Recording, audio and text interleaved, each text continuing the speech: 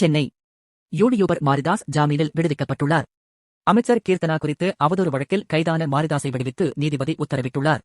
ரூபாய் 10,000 ஜாமீன் தொகை மற்றும் ஒரு வாரம் விசாரணை அதிகாரி முன்பு கையெழுத்திட வேண்டும் ஆகிய நிபந்தனைகளை விதித்து மாரிதாஸை விடுவிக்க நீதிபதி உத்தரவிட்டுள்ளார்.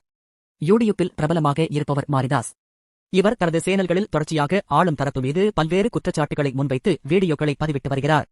திமுக ஆட்சியில் இருந்தபோதே ஆளும் தரப்புக்கு எதிராக வீடியோ வெளியிட்டவர் மாரிதாஸ். அப்போது இவர் கைதும் செய்யப்பட்டு இருக்கிறார். ஆட்சி மாற்றம் ஏற்பட்ட பிறகும் தமிழக அரசை கடுமையாக விமர்சித்து மாரிதாஸ் தொடர்ச்சியாக வீடியோக்களை வெளியிட்டு வந்தார். தமிழக அமைச்சர்கள், தமிழக எம்எல்ஏக்கள் ஆகியோர் மீது குற்றச்சாட்டுகளை வீடியோ வெளியிட்டு வந்தார்.